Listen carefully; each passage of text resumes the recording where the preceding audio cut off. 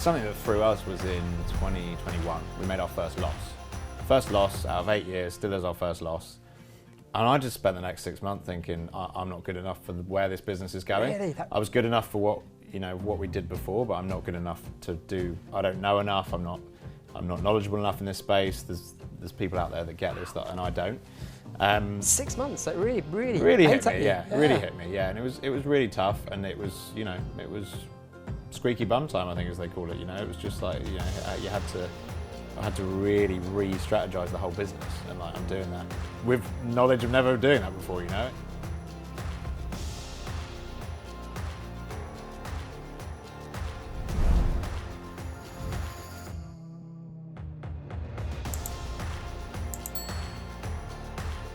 Hi everybody, and welcome to FEBE Founder Stories, and it's brilliant to be joined by Andy Jeffries today from Dock & Bay. Andy, how are you doing? I'm very good. Thank you for having me. I really appreciate it. I must admit, I am so grateful to you that you, it's always lovely to get some stash to the post, but when you sent me your towels, I was just like, they're pride of place in our bathroom on special occasions because they make us look posh.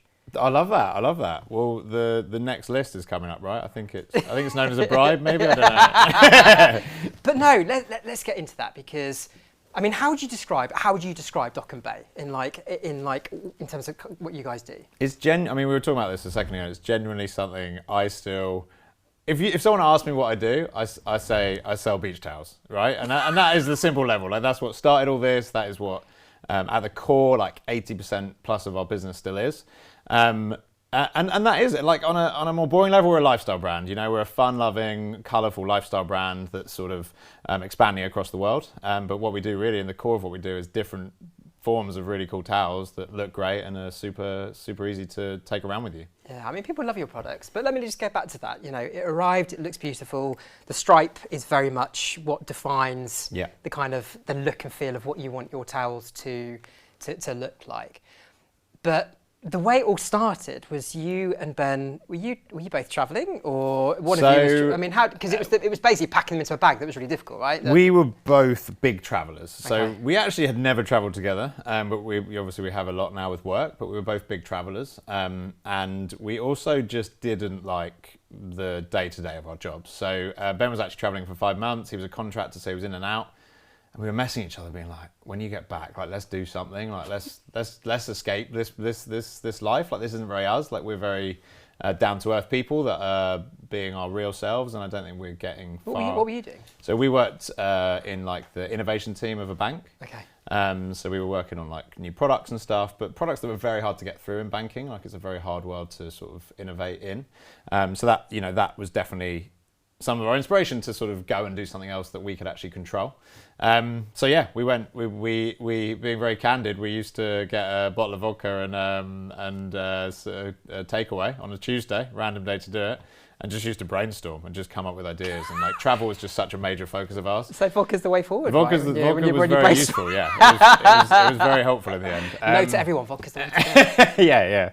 We need a little don't drink warning on the bottom. But. Yeah, so that was kind of what got it going, and that's what made us take down a curtain in one of Ben's So rooms. this is what I read. You took down a curtain involving white paper. Yeah. So what happened there? That sounds a bit random. I like it. Well, we were just right, we want to have these stripy towels. We decided on stripy. We're very simple guys. We have no design expertise. We're let's make them stripy. And we just wanted to see how thick those stripes were going to be. We were very specific on how this is going to look. So we were testing the thickness of stripes. It sounds quite boring to talk about now, but we spent a good few hours over vodka. Over the vodka. that was helping the excitement. And we sort of laid out the perfect number of stripes that laid across the towel, and they've kind of become our signature. So it literally started with that. Yeah, it's really nice. obviously that wasn't an example of a towel we could use, but it was the look was sort of decided then and. Okay, so you said something that's really cool, which is you were both travelling. I take it having a great time. Yeah. But you were determined that when you went back, something was going to change. Yeah. Now, how did you therefore start? Because let's just, listen, hats off, 50 million turnover. Yeah. So, from a concept like that to a multi-million turnover business where people love your product. Yeah. How did you then start? What was the kind of process then go, right, now we go? So I suppose the thing I always say to people about this journey is like you do have to start with the small things. Okay. So like creating the design and on our very basic level that was attainable to us. It's like the small things that are attainable. Creating the name, starting to brainstorm about that. Great name. That thank you very much. It was actually called something else originally. It was called Cabana, which is the name, the sort of type of the stripe. That's a good name. And yeah, but it was but just before we were about to launch, we noticed like it was heavily trademarked across Europe, so we changed it just the Good day job you before. noticed that. Yeah, well, we changed it like the day before our first production, so it was quite lucky. But it was so that, like fixating on those things, which then is something to talk about and get behind. You're now saying a word, Cabana, and you're talking about your product, and so then it became like research. So it's like researching on Alibaba to find appropriate sort of factories around the world, getting samples from multiple different locations. You know, obviously invest. I think another thing you've got to do is you've got to put some money behind it. So many people set up really cool products, but then don't invest in the marketing, the advertising, and in a way making the products kind of sometimes the easy bit. Yeah. So yeah, lots of talking to different factories. But how do you do that, the marketing? Because that's the thing that many people find so difficult. Because I take it you were pretty much still bootstrapping at that point. How did you make the marketing buck really kind of go somewhere? Well, the world's changed since 8 years ago. So we started off almost purely Amazon business, and we grew heavily on there across the UK and US, and that was actually reasonably small investment. There used to be a tactic to Amazon, which is a lot harder now, which was like you get X number of reviews, you push X amount of spend once you get those reviews, and you can scale quite quickly. As long as you have a good product that people will then want to buy, you can actually scale quite quickly. You know, the world has changed. They've become a lot more strict. Sadly, Amazon have become more strict to stop sort of dodgy sellers, but that has affected probably some of the better sellers as well. So although we continue to grow with our main product on Amazon quite strongly, newer products are definitely harder to grow. So that we bootstrapped in that way. But the world's changed now, and genuinely, like, unless you are a king or queen of social and organic social and getting content and driving content through there, you just have to pay for it now. Like, you genuinely have to pay for it, and you have to create good content that people want to relate to. So you're glad when you started 8 years ago then? Yeah, well, I mean, like Amazon started us off, and then we started doing the harder stuff, which is the advertising online and things like that. That's definitely a more complicated world, and definitely takes a lot more money and time and people. So yeah, I think now you have got to pay for it, and you've got to create really engaging content. Usually, you know, user-generated content is what just works nowadays. Less design stuff like it used to be. It just needs to be fun and natural and thumb-stopping when you're sort of scrolling through your page. So selling these great towels, built it to a 15 million turnover business. I'm taking it, that's a pretty, is it a fun journey? Is it everything that you would have thought it would be, or are there elements to it that you're really starting to scale up, become a really well-known brand? Are there aspects you're like, it's definitely not difficult. As fun as it's presented to the outside world, being an entrepreneur. Like it's fun in that I love like my mind being consumed, because I've got quite a scatty mind. So if it's not consumed, I feel bored very easily. Like I think at university I struggled with gambling a bit because I was just like always bored, and that was my release.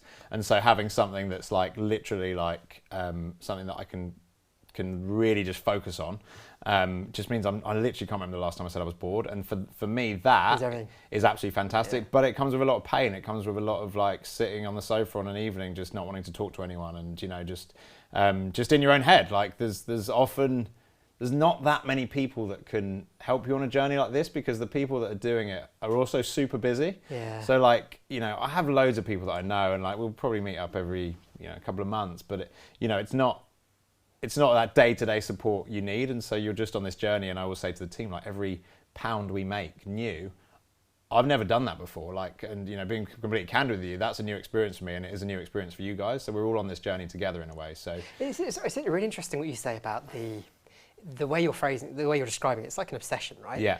And like this year with the Growth 100, like started last year. Yeah. It's moved to another level. It is fun. It is challenging, but it's just like the most amazing ride. But I really relate to that obsession, and it kind of is quite hard, isn't it? Because you just never stop thinking about what am I going to do next, what am I going to do next, how am I going to do that, what's that?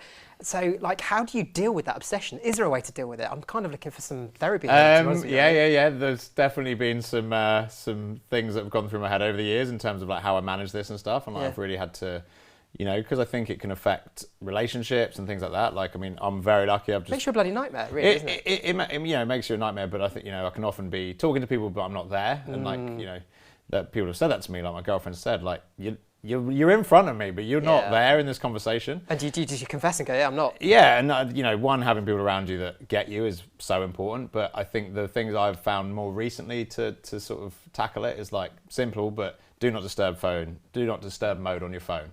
Like you know, I put that on after, say, probably after dinner usually. And especially when I work around the world, we have businesses, US, Australia, everywhere, like all over the sort of the continent. There's constantly messages coming in, and so putting on do not disturb mode at sort of 7, 8 p.m. means I'm not getting notifications. Really? So only I control whether I look at it at that point. That's helping. That's really helped. And also doing that at times like when you wake up in the morning. So you can wake up, you can have a shower, you can have breakfast, and you're not looking at all the messages that have come through overnight, because actually you're not going to do anything about them in that point. You're going to be showering, you're going to be eating your breakfast, you can't impact them, so why let them stress your mind? And that's helped me. Again, at lunch, you know, if I don't really take a huge lunch, but if I do, I don't look at my phone. So just having those times to step away from it all and step away from the notifications of the business world has been very useful to me. Really? And then, I think it's the level of, I've sort of got, one thing that's really helped me as well is I've sort of got a bit of a, I was talking to, you know, the guys from Lixir that were at your event actually. Yeah. You enjoyed it, didn't you? I thought it was fantastic. It was like really well done. Like really good group of people that were really sort of like inquisitive and interesting. We really wanted it to be like a night out with your mates. I'm glad. I'm really grateful when you said it felt. It was really, and the Lixir guys that I got on really well with. And shout out to the Lixir boys. Yeah, I'm probably saying that wrong. But, that's great. But he said something to me, and I literally said, "That's how I think about life now." And it's something I've realised over the last couple of years is like the sort of like seesaw of happiness, which is like, for me to be truly happy at everything I do, relationships, work, etc., I need to recover quickly from the highs and the lows. So like the more you can stay completely stable, I suppose some people call it like living in the moment, but it's like you go on the best holiday ever, you have the absolute best time ever, but you can come home the next day and you can move on. You don't dwell on the fact that you're back from that holiday, and like you don't dwell on, just the same with work. You don't dwell on the fact that you've just had this really cool experience and like that might not happen again, and like you move on, and the next day's a normal day. And just like there's a program called Shrinking on Apple TV, and they're a bunch of like counselors basically, but it's a comedy, and they have a tactic where when they're really down about something, like, you know, something really deep, they set a timer on their phone, 20 minutes, and they just cry for like 20 minutes, and they just take it all, but then they move on from it. And that's the sort of, on the other side of like, and I'm not saying I'm there, I'm just saying I'm not saying like this is something that's easy to perfect or anything like that, but I'm saying I do generally feel if you can get closer to that, then you can be generally happy in it, and you just move through life more sort of stably. Right, so two things that I'm picking up from this is your phone, get control over it. Yeah.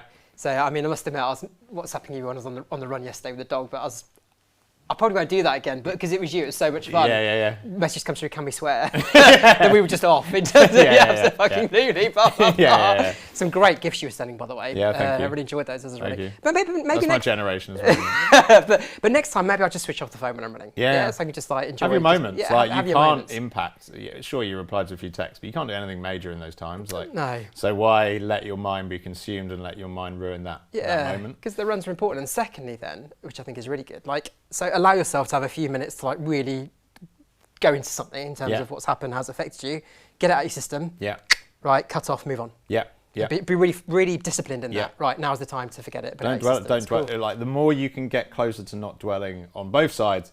And again, I just want to be so clear. That's not so like this is not easy at all. No, of course not. And it's not something I just practice and can just nail out. But it's like I've got closer to it day to day. There's always something around the corner, right, that's going to absolutely throw you. But you know, the more I can just practice that as much as possible, I think the happier I can be. Yeah, that's brilliant, because I think that's everybody that affects that. Because entrepreneurs do, you know, it's a cliche, it's a very well documented kind of visual image you see of the iceberg, but it is so entirely true, isn't it? You know, you see this perception above, but below there's so much stuff going on into this craziness. This world of lunacy, as someone described it, which is running your business. Something that threw us was in 2021, we made our first loss. First loss out of 8 years, still is our first loss. And I just spent the next 6 months thinking, I'm not good enough for where this business is going. Really? I was good enough for what we did before, but I'm not good enough to do. I don't know enough. I'm not knowledgeable enough in this space. There's people out there that get this, and I don't. 6 months. So it really hit me. you. Yeah, really hit me. Yeah, and it was really tough, and it was it was squeaky bum time, I think, as they call it. It was just like I had to really re-strategize the whole business, and like I'm doing that with knowledge of never doing that before. It's like, so it was. It is, it's tough, and you have those moments of self-doubt. But when it's going well, it's obviously absolutely amazing, and it's such a buzz. A good operating profit this year. But a good operating profit this year. Yes, exactly. So we've had fantastic profit. So we made sort of close to £1 million profit this year. Wow. So really pleased with that. So good. that was a really strong rescue, and we had to work really hard for that. And I suppose the thing I realised during that period is like, sure, I don't know how to take this business on to the next level, but it's about hiring the people that do, and about hiring really, really strong people. And that was one of the biggest changes. I was like, I'm only going to hire the best people I interview now. Like, I'm not going to go, that person I've been hiring for 3 months, and that person, I think they were pretty good. Like, if I don't have that feeling in my stomach, I like it. So no think. It's got to be. I know. Like it's got to be like I know. Like this person is. I have this feeling in my stomach. This person is worth fighting for to get them on, and when they're here, I'm going to make them as happy as possible to like drive forward. Brilliant. I love that. And that was where my 6 months sort of thinking process got me. It was like, it's not about me.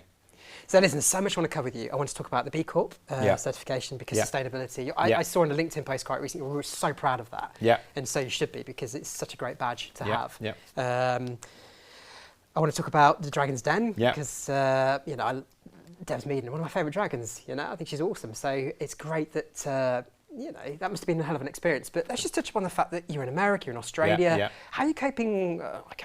How are you finding the experience of having an international footprint now with what you're doing? Again, things I'm reflecting on recently is like really trying to not look at the business as the same thing around the world. Like really hard when you're not actually turning that huge amounts of revenue in each one. Like the US and the UK is sort of they account for about 40% each of the business, so they're around the £5 million each, sort of bit more than that. So a good dent in the US then. So So we're doing fantastic, and I think, but the key now is to not look at them like we have 3 channels in pretty much every market, which is marketplace, e.g. Amazon, our website, and wholesale. Yeah. And like if you look at America, like Amazon kind of dominates it. Wholesale is like second best, and website's like the hardest one to really get moving, just because the marketing across the whole of the US is just you don't just have a small community like in the UK, like in a closed space. Like you're marketing across different countries in a way across with huge the US. different cultures, so it's and extremely ways of doing costly, business. and it's extremely unless you're wanting to just throw money at the wall, it's very hard to get that momentum on your website. Whereas you do get that beauty on Amazon. You just got people coming to one place looking for beach towels or hair towels, whatever it might be. So it's just about looking at them differently and also providing different products for the different markets. So UK's website absolutely smashes it. Like that is the best thing. And then Amazon and wholesale are sort of second place in that market.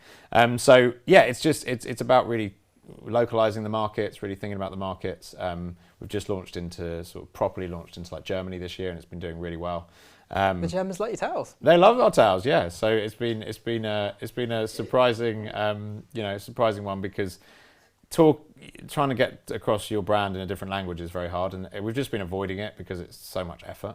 So that's been must be the efficiency of your towels. Yeah, exactly. They're efficient, easy to use, and so the Germans seem to be loving it. So they're picking up in a nice way. So I think Europe is our next hit. French wholesale's been smashing it. We've been like growing rapidly in that world. So it's just how do you manage it? It's an online world now. It's all managed from one place. You just need a team that can hit each. How big is the team? Team's about probably 33, 34 around the world. So we've got about 28 UK, well maybe like 26 UK, like 4 US and 4 in Australia. Brilliant. So you're building it's a good little team. It's a lot. It's a lot of people to look after. That's big responsibility. Yeah, it is a big responsibility, but it's amazing, because it's amazing seeing the stuff you learn from those people. Like you just pick up little snippets, and I think they learn a lot of you, and so it's a nice journey to be on. So listen, let's go to Dragon's Den. I mean, that is an experience of experiences. It's a once in a lifetime thing to do. Mm-hmm. And I remember once going onto the studio, I was invited by Jenny Campbell, who was one of the dragons in a few series ago, and it was amazing to see this whole setup. And I remember seeing the guys pitching, and I just remember thinking, geez, the pressure you are under right now is something that I I could never relate to. What was it like? Was it everything that you expected it to be? It kind of was. The only thing that I was surprised by was it was longer. So it was like, you see 50 minutes on the video. We filmed for 90. I've heard people being there for a few hours, like 2-3 hours. So that's the actual 2 or 3 hours actually pitching. Yeah, like talking and that's a lot. That's a lot of time sweating. Isn't these guys are investing from there. Like they are investing based on your story that you've just told. So 2 to 3 hours in the grand scheme of things isn't loads of time. So it was. I suppose I wanted us to go on there basically. I suppose when I was younger, I sort of wanted to be famous with that. I wanted to be like in entertainment without the fame. Okay. And so that was kind of a nice way to have a little touch of it without actually, without the fame, because the fame sounds horrific if you ask me, but it's like, I think part of me just always wanted to be like a little bit of an entertainer. Yeah. So being on something like that was a bit of a dream come true for me and my business partner. He flew over from Australia, and it was an incredible experience. And like they do grill you, but they're actually super nice. Like they're super nice and supportive. One thing that they're more rude to each other, really, aren't they? Yeah. Especially in the recent series, But like I think they're looking out for you, and but also when they do the production, they'll pick out your one moment of an hour and a half that you sort of started squirming, and that will be like the big thing they sort of focus on, like, oh, they've lost the plot. So obviously they need to create that emotion of you, like, of the ups and downs. Yeah. So really cool experience. We definitely were pretty prepared, and then completely bottled it about 10 minutes before we started rehearsing. Once they said we were going on, we were doing re-rehearsals, and we just couldn't remember our lines. But really? I think the sort of the memory came in, and we sort of did the pitch pretty well. I think we could have done it slightly better, but we did it as good as we could in the scenario. And you attracted Dragon's Den royalty. Yeah, so we've got Deborah. So I mean, she's been like great fun to work with over the years. Like she's our sort of only viral TikToks have been Deborah. So we've had like 1.3 million views from ones we've done with her. So that must have been dancing, doing some. It wasn't moves. dancing actually. No? It was quite a fun surprise. one where it was something like when I'm sat working, and it's like when your boss never lets you stop, or something. Or when your boss like you never leave. I can't remember, but it worked. She's just standing over me, looking angry at me, and it just absolutely flew. And people all over the world were commenting, which is the beauty of social media now. But she comes in, she's great to the team. She gives some good advice. She always talks about us, which I really appreciate. She does. I've noticed that. I think I get people saying, but she's just been at an event and she's been talking about you. Super proud of the fact that we've become B Corp. That's a huge focus for her. So she wants to be invested in brands like that, and we've come on that journey. And she's definitely influenced me a lot in that space. So really cool person to be working with. Let's move on to the B Corp certification, because that is a really great thing, a massive thing in terms of really showing that. Yes, you're focused on creating a profit, but it's what you do with that, the impact you do with that, because you're so focused on your purpose. Now, it's not an easy thing to get in terms of becoming a B Corp certified business. Tell us about what it means to you and what the experience has been like, and why it was so important to you. Yeah, I think when I found out about B Corp, the thing that I really liked about it, which I think some people struggle with, is that there's no like rules on who can be a B Corp. Like it's like you can have an aeroplane company and be a B Corp, and that's because they're focusing on the fact that everyone has the right to get better and everyone has the right to do what they're doing in the best way possible. And I think if you cut out things that people see as sort of bad for the environment, then no one changes, right? Like in a way, they don't have a reason to improve and get better and things like that. So I think I liked that about it. It was inclusive to everyone. It was about you're doing what you do the best in your industry, and then I just liked it because. I suppose I have a bit of a weird thing that I've over the years, which is like we do loads of cool stuff, but I sometimes struggle for us as a business to like sort of shout about it. I think we do a lot more stuff than a lot of business. Why is that? It's like I'm quite. I don't like to be sort of overly arrogant, and I sometimes I feel like it's arrogant. It's kind of a weird complex that I've had conversations with people that they're like, that's stupid, that's a stupid way to think. When I was like, yeah, I agree. So it's like sometimes I'm just like, I don't want to just shout about stuff if we're not like perfect at it, which is kind of silly in many ways because we do loads of good stuff. So actually having something that we can talk about, and I think it's a really nice way to talk about it. It's a really legitimate way to talk about it. I think that plays into the way I think, and I think, you know, that doesn't mean that's the only way it should be, and I do want to get better at us as a business talking about all the great things we do because it's really important. But I think I just really like that about it, and I think, you know, having gone through the process, what is absolutely amazing about it is it's like a tick list for good businesses. It's like, it's not something you just find publicly. Like it's a tick list for like, what do I do well and what do I need to do better? And like this is, you know, we've been accredited. We've got, you know, it took 18 months. It was really 18 months. strenuous. Wow. Like it was probably about, you know, 6 months of prep, and then sort of 6 to 9 months of waiting, and then 3 months of like the final bits. And yeah, I suppose now we've sort of know what we're good at, and we know what our gaps are for when we sort of have to reaccredit, like what we really need to up our game. I think it's every 3 years. Okay. And then you have to do an impact report every 1 year to say like, what have we done over the last 12 months? Wow.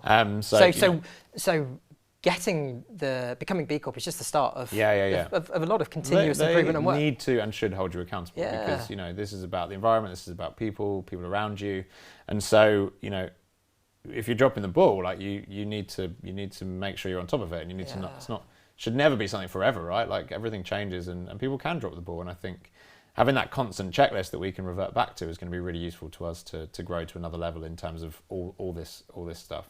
How have you brought the sustainability into your products then? Because I know that's something that you talk about a lot. It means a lot to you. Yeah. What is it that you've been able to kind of really bring? So key thing is we changed all our stuff to be made from 100% recycled materials. So we're a polyester-based product range generally. We're considering new products in the future. So we wanted to make sure that we, you know, when we're creating that product, we have the smallest impact we can have. So by using recycled materials, you reduce like water usage, you reduce energy usage, CO2 emissions. Like it has quite a heavy impact on reducing that during production. So, you know, that's been really big for us. Another big thing is just like supporting charities that we think can make a real difference. That can be from social charities to environmental charities. We try and partner with one a year, like as a core charity, and then we partner with various others during sort of key events throughout the year. So this year we're partnering with the Hunger Project, which is basically helping to sort of lobby with governments around the world to really tackle sort of hunger issues around the world, and you know, and I think it's a really fantastic company to be working with. I mean, part of the reason we worked with them is the tower's been designed by an artist, and they have a big passion for this space, and we were like, well, it would be really nice for you to have sort of that story to tell on top. So really nice sort of charity, really nice team there, and yeah, very excited about the year ahead. But yeah, in the past we've partnered with WWF. We've partnered with sort of To Write Love on Her Arms, which is a charity tackling mental health. So we really try and tackle like different areas across the different years, and that just makes it. I mean, it's really feel good to know that you're doing something that isn't just pure profit. You're actually like, you know, you're learning about different walks of life and different things going on, different issues around the world. Which has been a huge growth journey for me. I think I was a bit just in my own sort of little space before I started the business, and now I just feel a lot more like worldly. Like I just, you know, I understand a lot more what's going on and the issues arising, and you know, it's nice to think we can be a really small part to play in that. And it's so important for people when they join your organisation to know that you're doing something good as well. It's brought up in, I'd say, 75% of interviews now. It's like what are you doing? They're like either asking what you're doing, or like we've read what you're doing and we really like it and we want to be a part of that, and that's all we want to be a part of, like in terms of the businesses we choose. You know, the world's changed and people want to be a part of a nicer future, right? And as I say, it's about making those small attainable steps, because we can't all be perfect, and you know, the quicker you realise, and I had to go on that journey, that you can't be perfect environmentally, and you can't be like, you know, the most perfect thing environmentally is we're all sat naked in a field, you know, like just eating. There's a thought, Andy. Don't think about it too much, it might get strange. But you know, that's the reality. We're far from that reality in our life now, you know, like, so, you know, it's about doing what you do as best as possible, And with business, that there is money involved. Like there is a cost to everything, and so we want to do loads of things. Like we really like our production cycle to be sort of carbon neutral by the end of next year. Yeah. Wow, that's next year. That's close. Yeah. So I mean, the goal at first is to have projects running that sort of negate the carbon emissions, and then start to look at how we just reduce it across our supply chain. So it's like a double header. So so we're just trying to do that on the sort of the production side. We'd love a world in the future where people can return their products to be upcycled into various different ways. Again, they all cost money, so you have to sort of take one at a time. Like we're not blowing through profits every year. Like we literally reinvest everything. We're always in a cash crunch. Like so you've got to stagger stuff, and you still have to function. You still have to pay people around you, and you still have to make sure the business is running. So it's not just like, I think people sometimes think you can just do that, and it's not that simple. There's business decisions to be made. Yeah. So you mentioned that I think it was over 35 people that you currently have in the team. That is responsibility. You're in your 30s. That's a team that's really growing. And how do you cope with that? How do you feel in terms of that responsibility to your people? One thing I've had to learn over the years is like you have to. I know a lot of people say you have to separate work and your own life, and that's true for anyone in my team as well, and how they work. And you have to realise that the best things you can do for your team generally is you always support them. You always give them time to deal with all their sort of own personal issues, whatever's going on in their life. You always give them time to do that, and you sort of without question. If you have a team and you've hired a good team and you trust them, then trust them in that space. But you do have to try not to take other people's personal lives home with you, because as your team grows, you can't be taking like hundreds of people's personal lives with you. You would live a very sort of unhappy life. So you do have to which would be easy to do based on the fact that these people that are joining your organization, you're so keen for them to, and you said earlier you want them to have an amazing experience. So it is personal. It is personal, and it's really, but I've realised for you to be happy, and I know that a lot of the leadership team in my business know this as well, and like they've learned over the years, is that you do have to separate it, and you do have to just provide your support, always be a fantastic person to them, and do whatever they need, but separate it from where you go home. And it's hard, but if you can do that, it does make it a stronger position to be. And then, I mean, in terms of just managing people, like culture purely comes from the top. It doesn't come from work events. It doesn't come from all of that. We do them all. It comes from you just having a leadership team that are really nice people. Yeah. Like that is as simple as culture is. Like it's like, that is where, that's where it comes from, And I think if you're just really nice people that respect each other, and, don't get me wrong, doesn't mean it can't get stressful, and doesn't mean it can't get, uneasy at times, and things can feel a bit off. Like that happens. But if you generally day to day are just have good people at the top of your business, then the culture comes with it. I'm talking at a conference in 3 weeks. I'm going to quote you on that. Okay. Because I think you're absolutely right. We go into the complexities and intricacies of culture.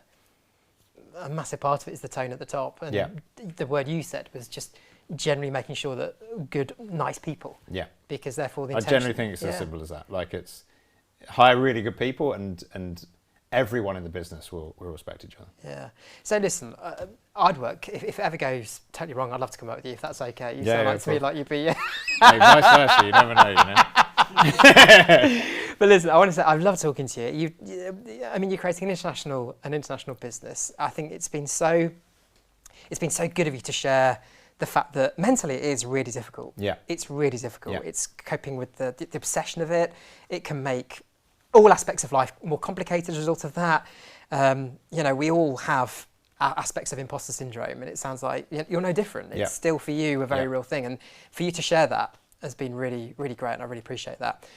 In terms of what we're going to be seeing from Dock and Bay in the years ahead, what can we look forward to? Because listen, I'm a fan. There's loads of fans out there.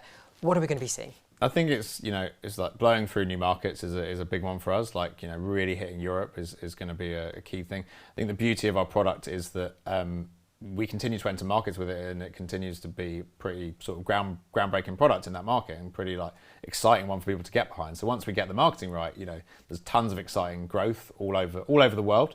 Because you've, I was reading, it's not just towels now. It's the amount of products you are now starting to go into. It's really diverse. Well, that's the thing. We sort of separate our business into two areas, which is sort of beach and travel, which is our core. That's our core market. That takes up 80-90% of our business, probably more around 80%. And then we've got our sort of bath, home, beauty sort of section. And so really just cracking into those. The reason we've created that side of the business is for that winter market, you know, when people are buying less of our summer stuff. We really want to have a good gifting space. We're a really good big gifting brand. So, you know, we're tackling lots of new products. We released picnic blankets recently. We've started having beach bags, which have been doing really well. Coming up, we're tackling tea towels, which is going to be an interesting one. So I love that. So we're going They're to be so important. Going Tea into towels. We've got a million of them in our kitchen. They're really they don't important, look good. and our tea towels are sick. Look out for them. They're a really strong product. So I can look posh in the kitchen as well as now in the bathroom. You can look really cool. Like you can have stripes everywhere you go. I love it. You know. So yeah, we're tackling different things, and we're just having a go, and we're creating we're starting to want to create a bit of a test and learn cycle where that you can actually release stuff, and if it doesn't work in a year, you can move on from it. I think we've been a bit highly embedded in stuff in the past, and I think we need to be able to test, move on quicker, buy in smaller quantities. If it fails, you know, move on to the next thing. Great. Well, listen, it's been an honour to have you here. I've been so. Thank you for having me. We've been talking a lot about getting to the studio. Yeah. Now it's been fitting in with your schedule, which has been great. And so thank you so much for coming. I love what you're doing with the business. I love what you stand for. I love what you're doing here, because it's been my dream as a kid to be on the top 100 list, and we've never quite made it. And so when it was Virgin before, right? Yeah, that's correct. When they sort of canned it, I was quite sad. I was like, oh, that's my moment gone. And then you popped up, and I was like, right. But it's all about celebration. We're doing this, you know. What you do is you put a lot into it, and so we wanted to really focus on that celebration. Yeah, I think it's awesome. And a big part of the FEBE I think it's a really lovely thing when you're doing what you do to have that sort of recognition, because there's a lot of awards out there that you sort of pay for, and you know you think is that really I hate that you don't pay things. It shouldn't be the case. You don't put barriers in the way, because then you stop certain people wanting to be involved in it. You take those barriers away, you therefore create the ultimate gang of entrepreneurs that want to hang out with each other. Agree. So I appreciate that. Thank you. But you are awesome. Thank you so much, mate. Thank you very much. And can't wait to see what happens with Dock and Bay in the future. I love it. Thanks for having me.